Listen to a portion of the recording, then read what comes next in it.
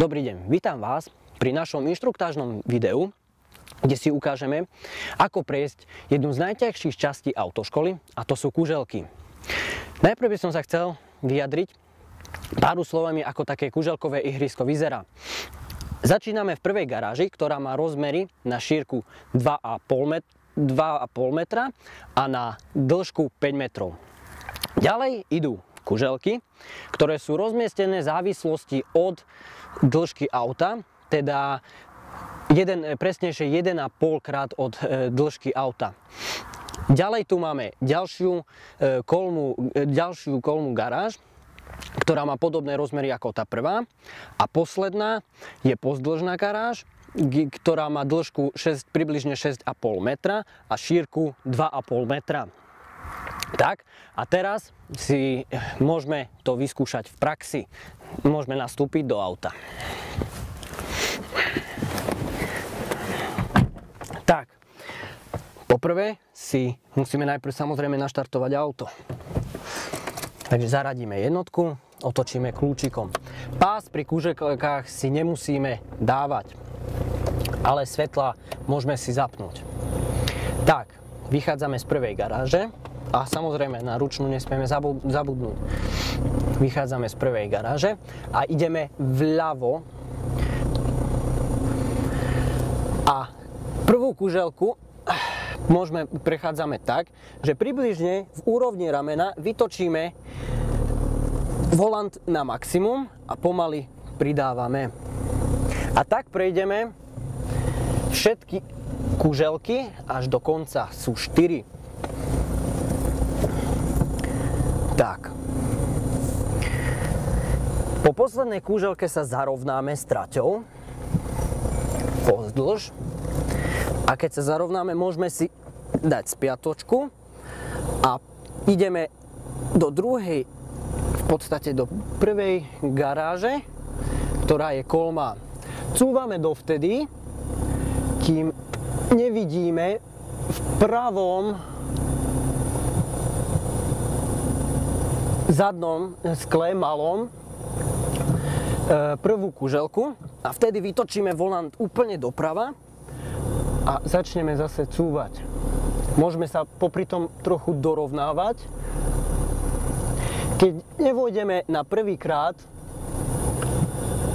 to nevadí. Môžeme sa potom pomaly dorovnávať. Tak ako to ja urobím teraz. Takže vytočíme zase doľava na maximum, ideme dopredu, ale musíme dávať pozor, aby tie kuželky, ktoré sme robili na slalom, aby sme neprešli za ich hranicu. A tak sa dorovnáme a pomaly len pozeráme zadnú strednú kuželku, pomocou ktorej sa pomaličky dorovnávame. A tak pomaly vojdeme do garáže. Tu zastavíme, keď sme vo vnútri, zaradíme si zase jednotku, a posúvame a ideme z nej vonku. Ideme doprava, zase pri úrovni ramena kuželky zatočíme doprava na maximum a dorovnáme sa.